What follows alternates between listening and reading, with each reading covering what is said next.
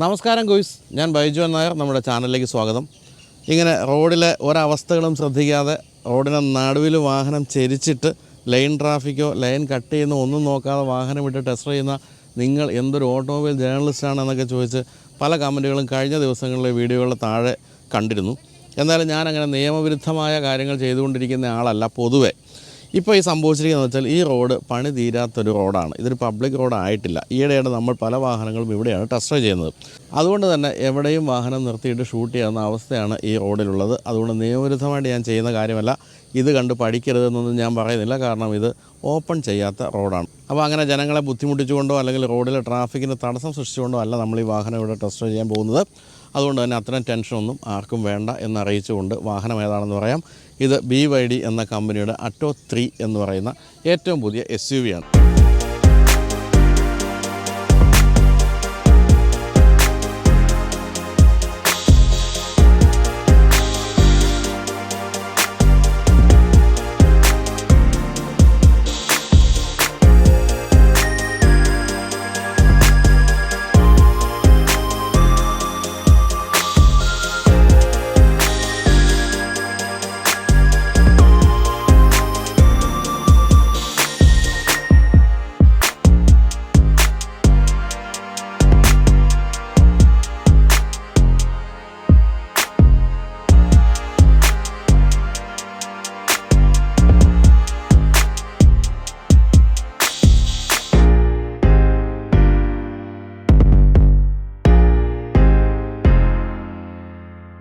BYD എന്ന വാഹന നിർമ്മാണ കമ്പനി നമുക്ക് അത്യാവശ്യമൊക്കെ പരിചിതമാണ്. കാരണം E6 എന്നൊരു മൾട്ടി പർപ്പസ് വാഹനവുമായിട്ടാണ് ഈ കമ്പനി ആദ്യമായിട്ട് ഇന്ത്യയിൽ കാലുകുത്തിയത് എന്ന് നിങ്ങൾ കരുതും. പക്ഷേ അങ്ങനെയല്ല.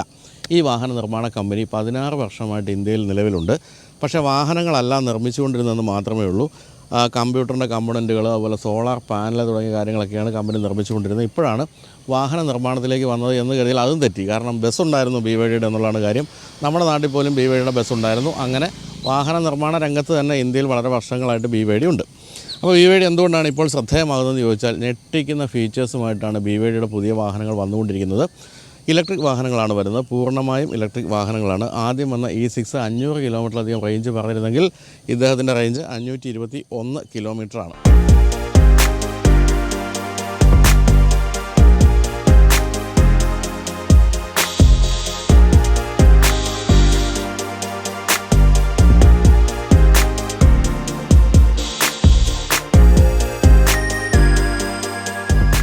എന്തായാലും E6 ഉപയോഗിക്കുന്നവരെല്ലാവരും പറയുന്നത് കമ്പനി പറയുന്ന റേഞ്ചിന് അടുത്ത് തന്നെ മൈലേജ് അല്ലെങ്കിൽ റേഞ്ച് കിട്ടുന്നുണ്ടെന്നുള്ള കാര്യമാണ്. എന്തുകൊണ്ടാണ് BYD വാഹനങ്ങൾക്ക് മാത്രം ഇങ്ങനെ റേഞ്ച് കിട്ടുന്നതെന്ന് ചോദിച്ചാൽ ഇതിൽ ഉപയോഗിച്ചിരിക്കുന്ന ബാറ്ററിയുടെ ടെക്നോളജി എന്ന് പറയുന്നത് ഏറ്റവും ആധുനികമായ ടെക്നോളജിയാണ് എന്നുള്ളതുകൊണ്ടാണ്. അതായത് ബ്ലേഡ് സെൽ ടെക്നോളജി എന്ന് പറയുന്ന ടെക്നോളജിയാണ് ഈ വാഹനത്തിൻ്റെ ബാറ്ററിയിൽ ഉപയോഗിച്ചിരിക്കുന്നത്. അത്തരത്തിലുള്ള ബാറ്ററികളുടെ കാര്യത്തിൽ ലോക ജേതാക്കളാണ് BYD എന്നാണ് പറയേണ്ടത്. മറ്റൊരു കാര്യം കൂടിയുണ്ട്. BYD എന്ന് പറയുന്ന ഈ കമ്പനിയാണ് ടെസ്ലയെ പോലും കവച്ചു വെച്ചുകൊണ്ട് ലോകത്തിലിപ്പോൾ ഏറ്റവും അധികം ആ കുട്ടികൾ അവിടെ മറ്റേ സ്കേറ്റിംഗ് പഠിക്കുന്നതിൻ്റെയാണ്, അതിനെ ചീത്ത വിളിക്കുന്നതല്ല. അപ്പോൾ BYD പറ്റി പറയുമ്പോൾ പറയേണ്ട പ്രധാനപ്പെട്ട കാര്യം എന്താണെന്ന് വെച്ചാൽ BYD ടെസ്ലയെ പോലും തോൽപ്പിച്ചുകൊണ്ട് ഇപ്പോൾ ലോകത്തിലെ ഏറ്റവും അധികം ഇലക്ട്രിക് വാഹനങ്ങൾ നിർമ്മിക്കുന്ന കമ്പനിയായി മാറിയിട്ടുണ്ട് എന്നുള്ള കാര്യമാണ്. ഇനി മറ്റൊരു കാര്യം കൂടിയുണ്ട്. ഇന്ന് എന്തൊക്കെയല്ല കാര്യങ്ങൾ പറയുന്നത്. മറ്റൊരു കാര്യം എന്താണെന്ന് വെച്ചാൽ മാരുതി ഒരു പുതിയ ഇലക്ട്രിക് വാഹനം കൊണ്ടുവരാൻ പോവുകയാണല്ലോ. മാരുതിയുടെ ആദ്യത്തെ ഇലക്ട്രിക് വാഹനത്തിൽ തന്നെ ഉപയോഗിച്ചിരിക്കുന്നത് BYD ബാറ്ററിയാണ്. മറ്റൊരു ഞെട്ടിക്കുന്ന കാര്യം എന്താണെന്ന് വെച്ചാൽ നമ്മളെല്ലാവരും ആദരിക്കുന്ന ടെസ്ല എന്ന ഇലക്ട്രിക് കാറിൻ്റെ മോഡൽ Yയിൽ ഉപയോഗിച്ചിരിക്കുന്നതും BYD ബാറ്ററിയാണ് എന്നുള്ള ഞെട്ടിക്കുന്ന സത്യം കൂടി ഞാനിപ്പോൾ വെളിപ്പെടുത്തുകയാണ്.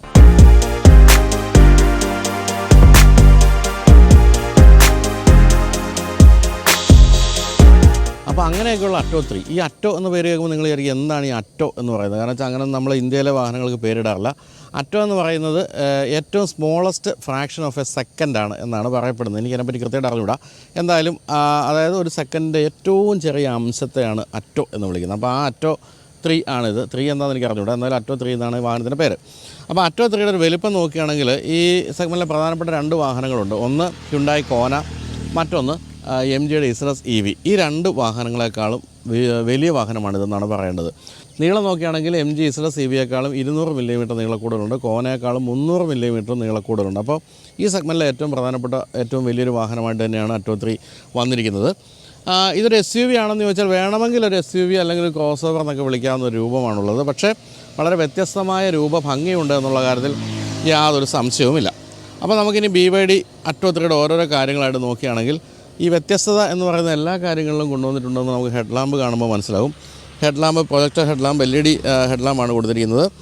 അതിൽ 2 എലമെൻറ്റുകൾ കാണാം. കൂടാതെ ഒരു നീല നിറം കണ്ടോ, അതൊക്കെ ഈ ഒരു ചൈനയുടെ ചില കളികളാണ്. രസകരമായ രീതിയിലൊരു നീല വെളിച്ചം കൊടുത്തിട്ടുണ്ട്. ബഷീറിൻ്റെ നീല വെളിച്ചം എന്ന കഥയാണ് എനിക്ക് ഓർമ്മ വന്നത്.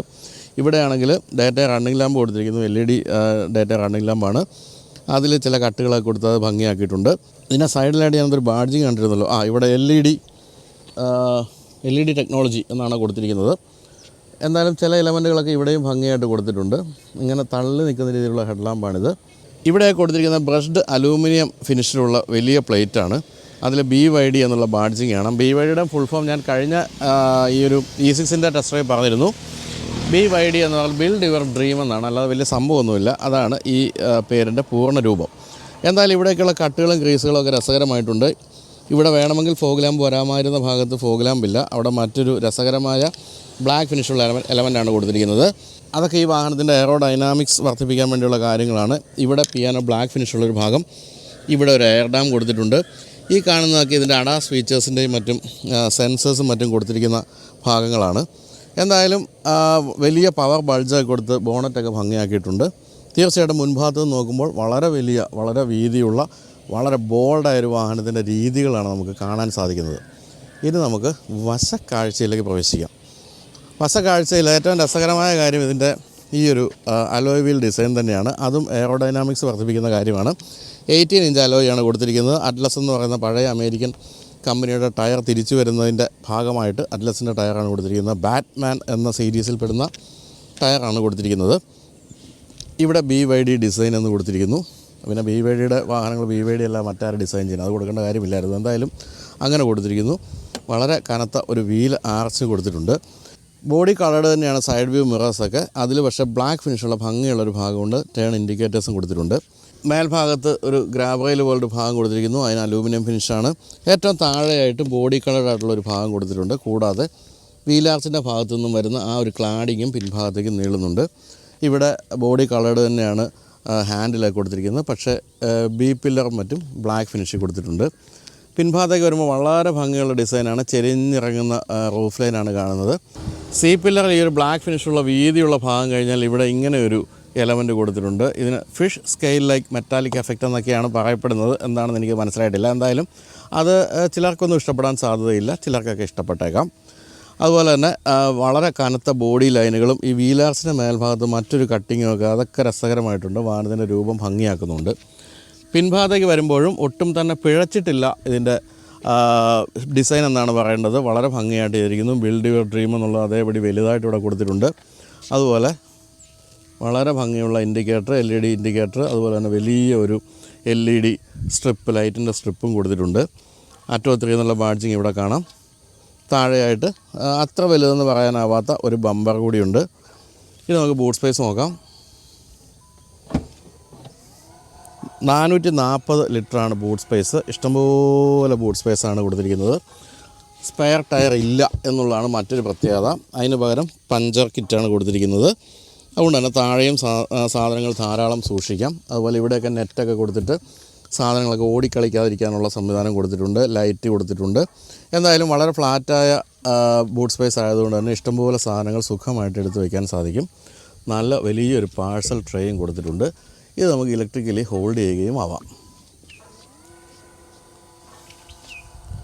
ഇവിടെ EV എന്നുള്ള ബാഡ്ജിങ് കൊടുത്തിട്ടുണ്ട്. കൂടാതെ ഇവിടെയൊക്കെ ഈ ഒരു സ്റ്റീൽ ഫിനിഷ് വന്നിരിക്കുന്നു. അവിടെ ഷാർക്ക് ഫിൻ ആൻറ്റിനയും വളരെ വലിയൊരു ഇൻ്റഗ്രേറ്റഡ് സ്പോയിലറും കൊടുത്തിരിക്കുന്നു. സ്റ്റോപ്പ് ലാമ്പും വന്നിട്ടുണ്ട്. എന്തായാലും മുൻഭാഗത്തെ പോലെ തന്നെ മുൻഭാഗത്ത് നമ്മൾ ഫോഗ് ലാമ്പിൻ്റെ ഭാഗത്ത് ഉണ്ടായിരുന്നെങ്കിൽ ഉണ്ടാകേണ്ടിയിരുന്ന ഭാഗത്ത് കണ്ട അതേ എലമെൻ്റൊക്കെ തന്നെയാണ് ഇവിടെയും കൊടുത്തിരിക്കുന്നത്. പിൻഭാഗത്തിൻ്റെയും കട്ടുകളും ഗ്രീസുകളും ഒക്കെ വളരെ ഭംഗിയായിട്ടുണ്ട്. തന്നെയല്ല വളരെ നിലവാരമുള്ള അല്ലെങ്കിൽ വളരെ വില കൂടിയൊരു വാഹനത്തിൻ്റെ രൂപഭാവങ്ങളും നിർമ്മാണ നിലവാരവും എല്ലാം നമുക്ക് ഒറ്റ നോട്ടത്തിൽ ബോധ്യപ്പെടുകയും ചെയ്യും. അപ്പോൾ കൂടെ ഇനി ഇവിടെ കമോൺ. ഇനി നമുക്ക് മറ്റൊരു കാര്യം കാണിക്കാനുള്ളത്, ഇങ്ങനൊരു കാർഡ് ഈ വാഹനത്തിന് ഇവിടെ കിട്ടും. NFC കാർഡ് എന്നാണ് ഇതിനെ വിളിക്കുന്നത്. ഇത് ഉണ്ടെങ്കിൽ നമുക്ക് വാഹനത്തിന് കീ ആവശ്യമില്ല. അതായത് ഇവിടെ NFC എന്നെഴുതിയ ഒരു ഭാഗം ഡ്രൈവർ സൈഡിൽ മിററിൽ കൊടുത്തിട്ടുണ്ട്. അതിലേക്ക് കൊണ്ടുവന്ന് ഈ സാധനം ഇങ്ങനെ വെച്ചാൽ മതി, വാഹനം ലോക്കായി അടഞ്ഞു. ഇത് നമുക്ക് കയറുന്നതിന് മുമ്പ് നമ്മളത് പേഴ്സിലിട്ടാലും മതി, പേഴ്സിലിങ്ങനെ ഇട്ടാൽ മതിയെന്ന് അവർ പറഞ്ഞിട്ട് നോക്കട്ടെ. പേഴ്സിലിങ്ങനെ വെച്ചിട്ട് നമ്മൾ ഉണ്ടോ മതി. അതായത് നമ്മൾ ചില ബാങ്കിൻ്റെയും മറ്റും കാർഡുകളൊക്കെ ഉപയോഗിക്കുന്ന പോലെ തന്നെ അതിൻ്റെ അകത്ത് വെച്ച് ഉപയോഗിക്കാം.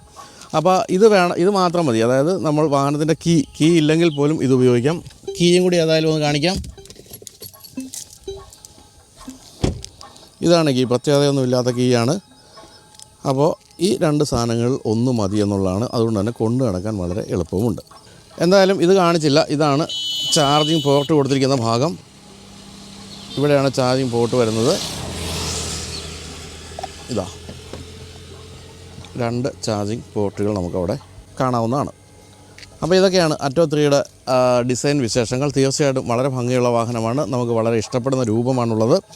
അന്തസുറ്റ രൂപമെന്നാണ് പറയേണ്ടത്. കൂടാതെ വളരെ പ്രീമിയം വാഹനങ്ങളുടെ അതേ രൂപ ഭംഗിയും ഈവൻ പെയിൻറ്റ് ഫിനിഷ് പോലും അത്യുഗ്രനാണ് എന്നാണ് പറയേണ്ടത്. അപ്പോൾ ഇത്രയും പറഞ്ഞുകൊണ്ട് ഇനി ഉൾഭാഗം ഞെട്ടിക്കുന്ന കാഴ്ചകളിലേക്ക് നമുക്ക് പ്രവേശിക്കാം.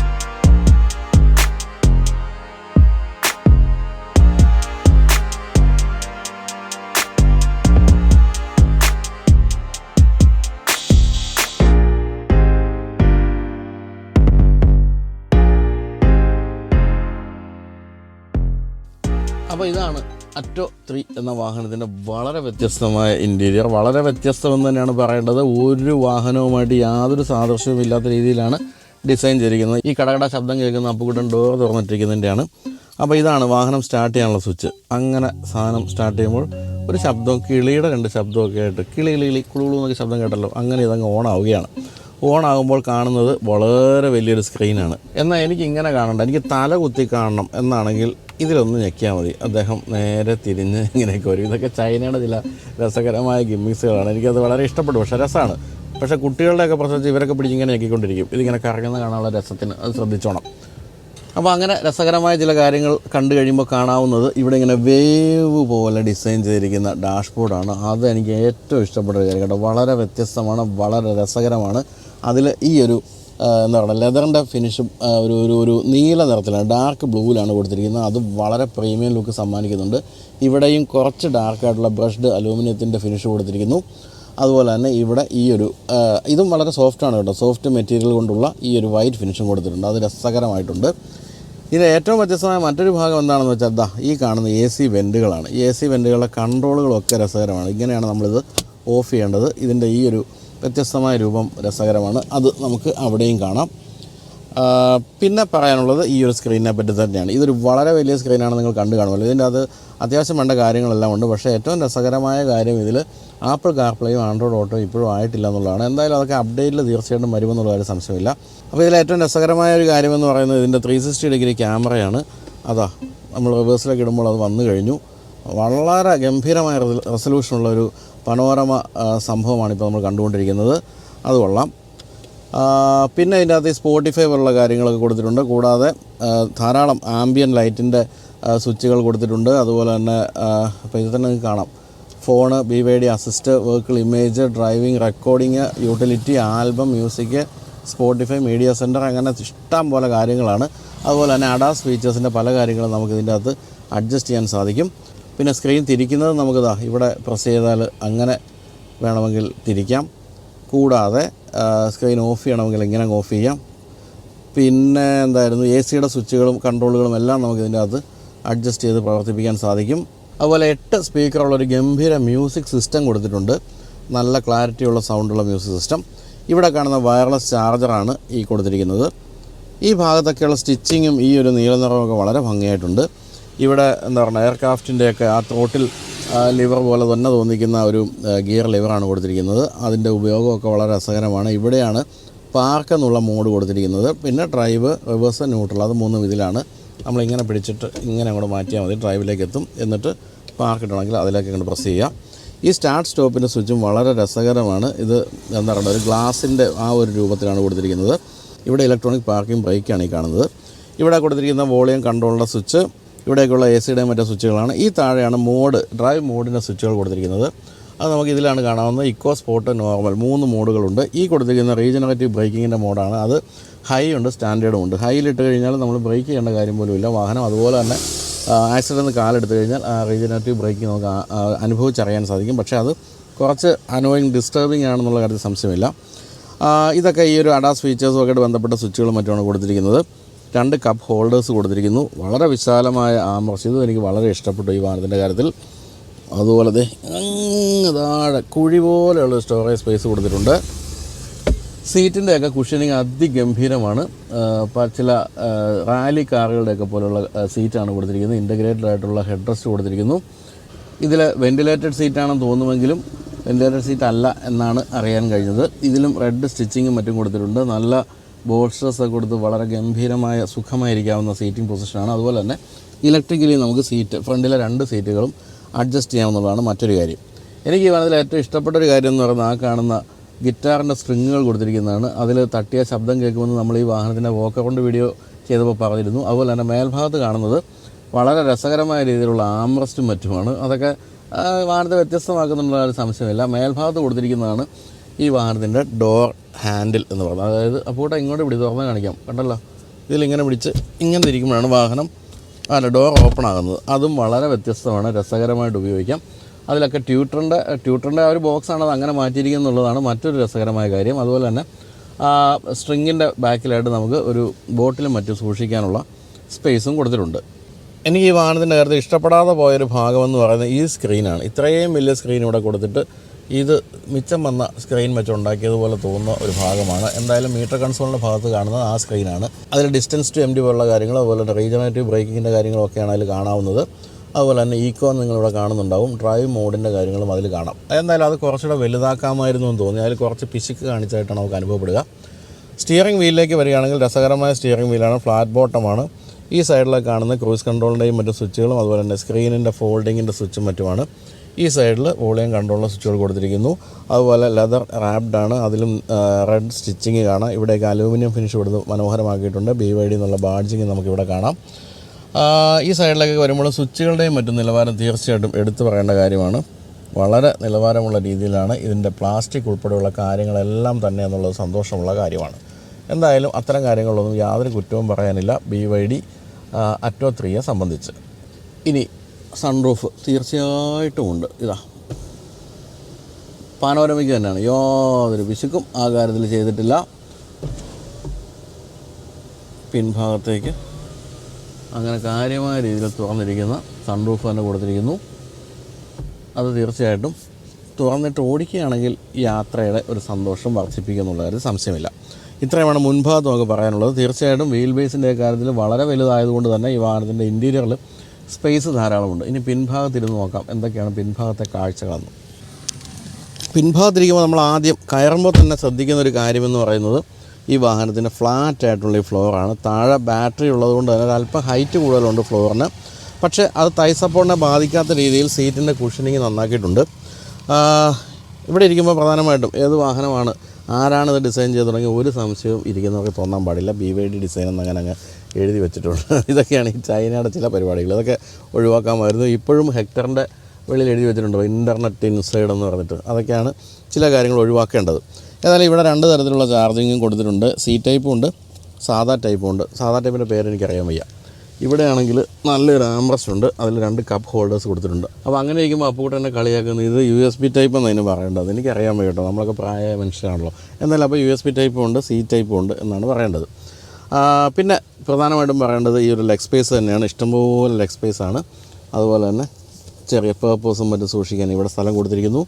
പിന്നെ ഗിറ്റാറിൻ്റെ സ്ട്രിങ്ങിൽ അതിൻ്റെ ബാക്കിലായിട്ട് ചെറിയ കുപ്പി വയ്ക്കാം. എന്തായാലും അത് കാണുമ്പോൾ എനിക്ക് ഓർമ്മ വരുന്നൊരു പാട്ടാണ്. ഗിറ്റാറിന്മാരിൽ എത്ര കമ്പി, ഒരേ ഒരു കമ്പി എന്നാണ് പറയുന്നെങ്കിൽ അതിൽ 3 കമ്പി കൊടുത്തിട്ടുണ്ട്. ഇവിടെ ഏതായാലും 3 ഹെഡ് റെസ്റ്റും കൊടുത്തിട്ടുണ്ട്. കമ്പി പോലെ തന്നെ 3 ഹെഡ് റെസ്റ്റും കൊടുത്തിട്ടുണ്ട്. പിൻഭാഗത്തേക്ക് AC വെൻറ്റിൻ്റെയൊക്കെ ഈ ഒരു രീതി വളരെ മനോഹരമാണ്. അതിൻ്റെ കൺട്രോൾ സ്വിച്ചുകളും മുൻഭാഗത്തെ പോലെ തന്നെ മനോഹരമായിട്ട് കൊടുത്തിരിക്കുന്നു. പിന്നെ ഇത് കണ്ടല്ലോ, ഡോറ് തുറക്കാനുള്ള സംവിധാനം, അതും രസകരമായിട്ടുണ്ട്. എന്നാൽ ഇത്തിരി താഴ്ന്നൊരു സീറ്റിംഗ് പൊസിഷനാണ്. അത് ഈ താഴെ ബാറ്ററി പാക്ക് ഉള്ളതുകൊണ്ടായിരിക്കാം. അധികം ഉയർത്തി സീറ്റ് വെച്ചാൽ ഹെഡ് റൂം പോകും എന്നുള്ളതുകൊണ്ടായിരിക്കാം. അതുകൊണ്ട് തന്നെ വിൻഡോ ലൈൻ അല്പം താഴ്ന്നാണ് ഇരിക്കുന്നത്. അല്പം പൊങ്ങിയാണ് ഇരിക്കുന്നത്. ഇരിക്കുമ്പോൾ നമുക്ക് ഒരല്പം ഉയരത്തിലാണ് ഇരിക്കുന്നതെന്ന് തോന്നും. എന്തായാലും വളരെ എയറി ആയിട്ടുള്ള ഒരു ഉൾഭാഗമാണ്. വളരെ പ്ലസൻ്റാണ് ഉൾഭാഗം. സുഖമായിട്ടിരുന്ന യാത്രയെ 5 പേർക്ക് സുഖസുന്ദരമായിട്ടിരിക്കാം. വഴക്കുണ്ടാക്കാതിരുന്ന 4 പേർക്കും വേണമെങ്കിൽ ഇരിക്കാവുന്ന അവസ്ഥയാണ് പിൻ സീറ്റിനുള്ളത്. അപ്പോൾ ഇനി നമുക്കിനി വാഹനം ഓടിച്ചു നോക്കാം.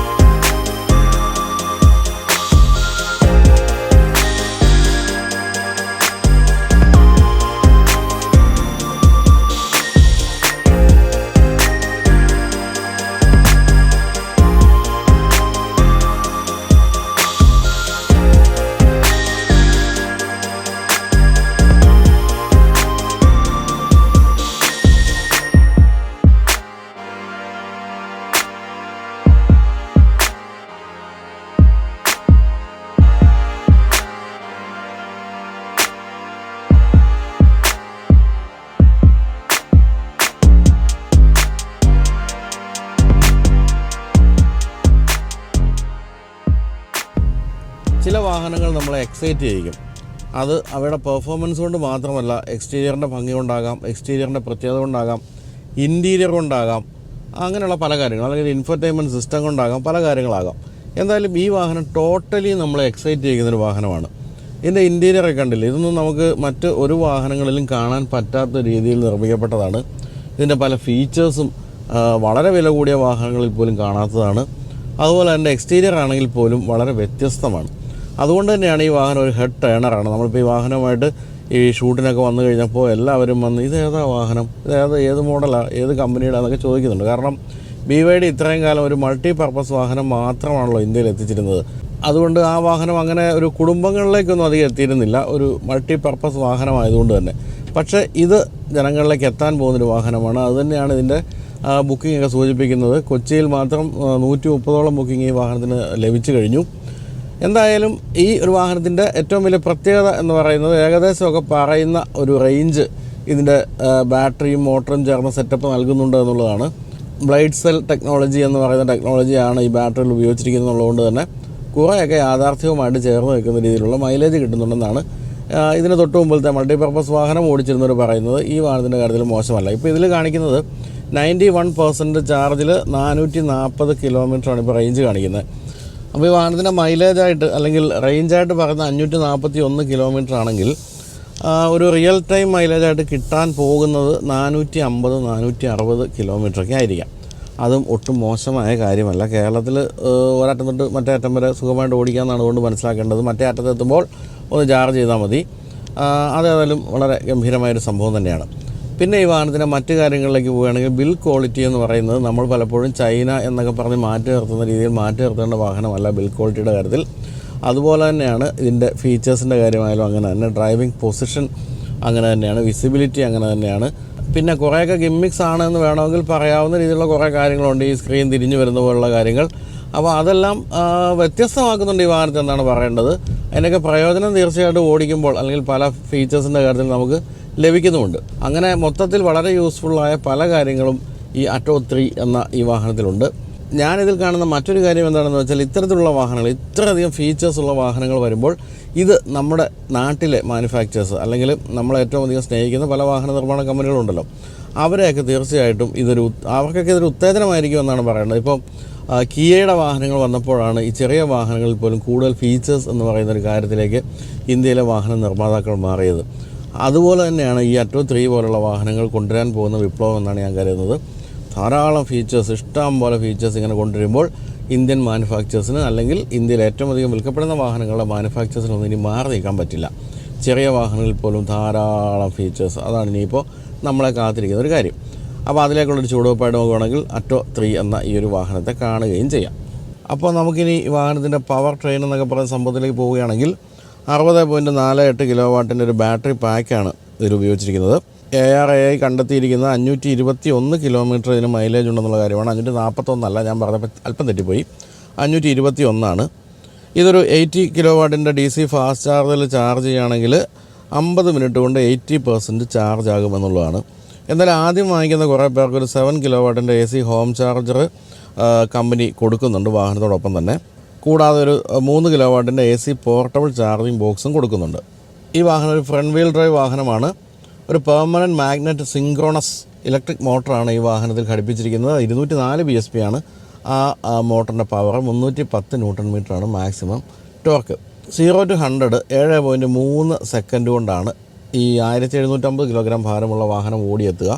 BYDയിൽ നിന്നും ആദ്യം വന്ന E6 എന്ന വാഹനത്തിൻ്റെ കാര്യത്തിൽ പ്രധാനപ്പെട്ട ഒരു സവിശേഷത എന്താണെന്ന് വെച്ചാൽ, മറ്റ് ഇലക്ട്രിക് വാഹനങ്ങളിൽ നിന്ന് വ്യത്യസ്തമായിട്ട് നിന്ന നിപ്പിൽ പറന്നു പോകുന്ന ഒരു രീതി ആയിരുന്നില്ല. അതായത് ഇനിഷ്യൽ ആ ഒരു പവർ എന്ന് പറയുന്നത് അല്പം കുറച്ച് വെച്ചിരിക്കുകയായിരുന്നു. അതുകൊണ്ട് തന്നെ സാധാരണ ഒരു ഡീസൽ അല്ലെങ്കിൽ പെട്രോൾ വാഹനമൊക്കെ ഓടിച്ച് പോകുന്ന അതേ രീതിയിൽ ഓടിച്ചു പോകാമായിരുന്നു. ഒരിക്കലും നമ്മളെ അങ്ങനെ വലിച്ചുകൊണ്ട് പായുന്ന രീതിയായിരുന്നില്ല. പക്ഷേ അറ്റോ 3 അങ്ങനെയല്ല. അറ്റോ 3 ഇനിഷ്യൽ ടോർക്കൊക്കെ സാധാരണ ഏതൊരു ഇലക്ട്രിക് മോട്ടറിനെ പോലെ തന്നെ കൊടുത്തിരിക്കുന്നതുകൊണ്ട് ഒരൊറ്റ പോക്കാണ്. തന്നെയുമല്ല, ഇതിൽ ഡ്രൈവ് മോഡുകൾ കൊടുത്തിട്ടുണ്ട്. 3 ഡ്രൈവ് മോഡാണുള്ളത്. ഒന്ന് സ്പോർട്ട്, മറ്റൊന്ന് നോർമൽ, ഇനി ഒന്ന് ഇക്കോ. ഈ സ്പോർട്ട് എന്ന് പറയുന്ന മോഡൊന്നും ഉപയോഗിക്കേണ്ടി വരുന്നില്ല, കാരണം നോർമൽ മോഡിൽ പോലും വളരെ സ്പോർട്ടിയാണ് ഈ വാഹനം എന്നാണ് പറയേണ്ടത്. കൂടാതെ റീജനറേറ്റീവ് ബ്രേക്കിങ്ങിൻ്റെ 2 മോഡുകളാണ് കൊടുത്തിരിക്കുന്നത്. ഒന്ന് സ്റ്റാൻഡേർഡ്, മറ്റൊന്ന് ഹൈ. ഈ ഹൈ എന്ന് പറയുന്ന റീജനറേറ്റീവ് മോഡിലേക്ക് നമ്മൾ ഇടുകയാണെങ്കിൽ പിന്നെ ബ്രേക്ക് പിടിക്കേണ്ട കാര്യം തന്നെ വരുന്നില്ല. നമ്മൾ ആക്സിലേറ്ററിൽ നിന്ന് കാലെടുത്ത് കഴിയുമ്പോൾ ഒരു ബ്രേക്ക് ചെയ്ത എഫക്റ്റ് തന്നെയാണ് നമുക്ക് കിട്ടുന്നത്. എന്തായാലും ഈ വാഹനത്തിൽ ഘടിപ്പിച്ചിരിക്കുന്ന ഈ ഒരു മോട്ടറൊക്കെ സവിശേഷമാണ്. 97.5% എഫിഷ്യൻസി ഉള്ളൊരു മോട്ടർ എന്നാണ് പറയുന്നത്. പവർ ബൂസ്റ്റ് ഓപ്ഷൻ കൂടിയുള്ള ഒരു മോട്ടറാണിത്. 4 വീലിലും ഡിസ്ക് ബ്രേക്ക് കൊടുത്തിരിക്കുന്നതുകൊണ്ട് തന്നെ ഇതിൻ്റെ ബ്രേക്കിംഗ് വളരെ എഫിഷ്യൻ്റാണ്. കൂടാതെ എല്ലാ തരത്തിലുള്ള സേഫ്റ്റി ഫീച്ചേഴ്സും ഉണ്ട്. അതായത് 7 എയർ ബാഗുകൾ കൊടുത്തിട്ടുണ്ട്. 360 ഡിഗ്രി ക്യാമറയുണ്ട്, ABS, ESC, traction control, hill descent control. കൂടാതെ ഡ്രൈവർ സൈഡും പാസഞ്ചർ സൈഡും എയർ ബാഗ് കൂടാതെ ഇതിൻ്റെ നടുവിലായിട്ടൊരു സെൻട്രൽ എയർ ബാഗ് കൊടുത്തിട്ടുണ്ട്. പിന്നെ അഡാസ് ഫീച്ചേഴ്സ് പലതുമുണ്ട്. അതായത് automatic emergency braking, blind spot monitoring, lane keep assist, adaptive cruise control തുടങ്ങിയ കാര്യങ്ങളും എല്ലാം കൊടുത്തിട്ടുണ്ട്. പിന്നെ ഫ്രണ്ട് ആൻഡ് റിയർ കൊളീഷൻ വാണിങ്ങും കൊടുത്തിട്ടുണ്ട്. അതായത് മുന്നിൽ നിന്നോ പിന്നിൽ നിന്നോ ഒരു ഇടി ഉണ്ടാകുകയാണെങ്കിൽ അതിൻ്റെ ഒരു വാണിംഗ് തരുന്ന സംവിധാനവും കൊടുത്തിട്ടുണ്ട്. ഇത്രയും കാര്യങ്ങളൊക്കെ കോടികൾ വില വരുന്ന വാഹനങ്ങളിൽ കാണുന്ന ചില സംവിധാനങ്ങളാണ്. അതെല്ലാം ഈ വാഹനത്തിൽ കൊടുത്തിട്ടുണ്ട്. സസ്പെൻഷൻ്റെ കാര്യം പറയുകയാണെങ്കിലും വളരെ ഗംഭീരമാണെന്നാണ് പറയേണ്ടത്. അതായത് ഈ വാഹനത്തിൻ്റെ ഒരു വെയിറ്റ് 1750 കിലോഗ്രാം ഉള്ളതുകൊണ്ടും ഈ ബാറ്ററി പാക്ക് താഴെ ഉള്ളതുകൊണ്ടും നല്ല റോഡ് ഗ്രിപ്പുണ്ട്. ആ റോഡ് ഗ്രിപ്പിന് ചേരുന്ന രീതിയിലുള്ള സസ്പെൻഷൻ ട്യൂണിങ്ങുമാണ് കൊടുത്തിരിക്കുന്നത്. അപ്പോൾ ഒരു SUV അല്ലെങ്കിൽ ഒരു ഫാമിലി വാഹനമെന്ന് പറയുന്നത് 5 പേർക്ക് കയറിയിരുന്ന് പോകാൻ പറ്റുന്ന ഒരു വാഹനം എന്നുള്ളൊരു കോൺസെപ്റ്റൊക്കെ മാറിക്കഴിഞ്ഞപ്പോൾ വളരെ സുരക്ഷിതമായിരിക്കണം. അഡാസ് ഫീച്ചേഴ്സ് പോലുള്ള ഫീച്ചേഴ്സ് എല്ലാം വേണം, പെർഫോമൻസ് വേണം, മൈലേജ് വേണം, ബിൽ ക്വാളിറ്റി വേണം. അത്തരം കാര്യങ്ങളിലെല്ലാം ഇന്ത്യക്കാർ ശ്രദ്ധിച്ചു തുടങ്ങിയിരിക്കുന്നു. അപ്പോൾ അത്തരം കാര്യങ്ങളിലെല്ലാം തന്നെ മുന്നിൽ നിൽക്കുന്നൊരു വാഹനമെന്ന് തന്നെയാണ് നമുക്ക് അറ്റോ 3 വിളിക്കേണ്ടത്. പേര് കേൾക്കുമ്പോൾ തുടക്കത്തിൽ അറ്റോ എന്നൊക്കെ കേൾക്കുമ്പോൾ എന്ത് സാധനമെന്ന് തോന്നിയേക്കാം. പക്ഷേ ഒന്ന് ഓടിച്ച് നോക്കുക, തീർച്ചയായിട്ടും ഈ വാഹനം ഇഷ്ടപ്പെടും. ഈ വാഹനം ഓടിച്ച് നോക്കാതെയാണ് 130 പേര് ഇത് ബുക്ക് ചെയ്യുക കാര്യം കൂടി മനസ്സിലാക്കുക. കാരണം ഇതിപ്പോൾ ഇതിൻ്റെ ഡെമോ വാഹനം ഇവിടെ ഇന്നലെ വന്നിട്ടേ ഉള്ളൂ. അപ്പോൾ ഇതുവരെ കണ്ട് ബുക്ക് ചെയ്തവരെല്ലാം ഇത് ഡീലർഷിപ്പിൽ ഇങ്ങനെ കിടക്കുന്ന സീൻ കണ്ടിട്ട് ബുക്ക് ചെയ്തവരാണ്. അതായത് ഓടിച്ച് നോക്കിയിട്ട് പോലുമില്ല. അപ്പോൾ ഒറ്റ നോട്ടത്തിൽ തന്നെ ഇഷ്ടപ്പെടുന്നുണ്ട്. ഒറ്റ നോട്ടത്തിൽ തന്നെ എൻ്റെ ഫീച്ചേഴ്സും അതുപോലെ തന്നെ ബിൽ ക്വാളിറ്റിയും ഒക്കെ ജനങ്ങൾക്ക് മനസ്സിലാകുന്നുമുണ്ട് എന്നാണ് മനസ്സിലാക്കേണ്ടത്. അപ്പോൾ എന്തായാലും ചൈനീസ് കമ്പനി എന്നൊന്നും പറഞ്ഞ് BYD മാറ്റി നിർത്തരുത്. ടെസ്ലയും മാരുതിയും പോലും ബാറ്ററിക്ക് ആശ്രയിക്കുന്ന ഒരു കമ്പനിയാണ് BYD എന്ന് പറയുന്നത്. അതുകൊണ്ട് തന്നെ കണ്ണുമടച്ച് വാങ്ങിക്കാം BYDയുടെ വാഹനങ്ങൾ എന്നുള്ള കാര്യം സംശയമില്ല. കേരളത്തിലിപ്പോൾ ഉടനീളം ഇതിൻ്റെ ഡീലർഷിപ്പുകളൊക്കെ വരികയാണ്. ഇപ്പോൾ കൊച്ചിയിലാണുള്ളത്. ഇനി കോഴിക്കോടും ഉടൻ തന്നെ മിംസ് ഹോസ്പിറ്റലിൻ്റെ അടുത്ത് ഡീലർഷിപ്പ് വരികയാണ്. ആ രീതിയിൽ ഒരു വിപുലമായ സർവീസ് സെയിൽസ് ശൃംഖല കൂടി ഇപ്പോൾ BYDക്ക് കേരളത്തിൽ വലിയ താമസമില്ലാതെ എത്തും.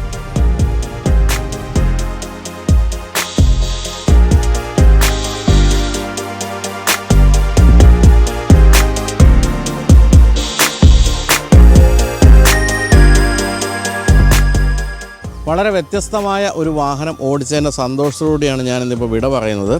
വ്യത്യസ്തമെന്ന് പറഞ്ഞാൽ ഇലക്ട്രിക് വാഹനങ്ങൾ ഓടിക്കുമ്പോൾ വലിയ വ്യത്യസ്തത അല്ല നമുക്ക് അനുഭവപ്പെടുന്നത്. പക്ഷേ ഈ വാഹനത്തിൻ്റെ മറ്റ് കാര്യങ്ങളുള്ള വ്യത്യസ്തതയാണ് ഞാൻ പറഞ്ഞത്. കാരണം ഇലക്ട്രിക് വാഹനങ്ങൾ ഓടിക്കുമ്പോൾ വ്യത്യസ്തത വളരെ കുറവാണെന്നുള്ളതാണ് ഒരു സത്യം.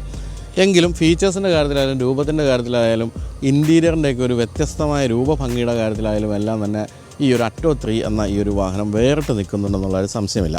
അപ്പോൾ ഞാൻ ഇടയ്ക്ക് സൂചിപ്പിച്ച പോലെ തന്നെ ഇത്തരത്തിലുള്ള വാഹനങ്ങൾ വരുന്നത് എപ്പോഴും നല്ലതാണ്. നമ്മുടെ ഇന്ത്യയിലുള്ള മറ്റു മാനുഫാക്ചേഴ്സിന് കൂടുതൽ ഫീച്ചേഴ്സ് കൊണ്ടുവരാൻ ഇത്തരം വാഹനങ്ങൾ പ്രചോദനമാകും എന്നുള്ള കാര്യത്തിൽ സംശയമില്ല. എന്തായാലും നിർമ്മാണ നിലവാരത്തിൻ്റെ ഒന്നും കാര്യത്തിൽ യാതൊരു ആശങ്കയും വേണ്ട. കാരണം അത്രയും മികച്ചൊരു നിർമ്മാണ നിലവാരം ഈ വാഹനത്തിനുണ്ട്. പിന്നെ ഇടയ്ക്ക് ഞാൻ സൂചിപ്പിച്ച പോലെ തന്നെ ഇപ്പോൾ ലോകത്തിലെ ഏറ്റവും വലിയ ഇലക്ട്രിക് വാഹന നിർമ്മാതാക്കളെന്ന് പറയുന്ന BYD എന്ന കമ്പനിയാണ്. ടെസ്ലയൊക്കെ പിന്തള്ളിക്കൊണ്ട് ഇവർ ലോക ജേതാക്കളായി മാറിക്കൊണ്ടിരിക്കുകയാണ്. അതുപോലെ തന്നെ മികച്ച ഇലക്ട്രിക് വാഹനങ്ങൾ നിർമ്മിക്കുന്ന കമ്പനികളെല്ലാം തന്നെ ബ്ലേഡ് ബാറ്ററി ടെക്നോളജിക്കായിട്ട് സമീപിക്കുന്നതും BYD എന്ന ഈ ഒരു കമ്പനിയാണ്. അങ്ങനെ ലോക ജേതാവായി വളർന്നുകൊണ്ടിരിക്കുന്ന BYDയുടെ അറ്റോ 3 എന്ന ഈ വാഹനത്തിൻ്റെ ടെസ്റ്റ് ഡ്രൈവ് ഇവിടെ അവസാനിക്കുകയാണ്. അപ്പോൾ വീഡിയോ കണ്ട എല്ലാവർക്കും നന്ദി, നമസ്കാരം.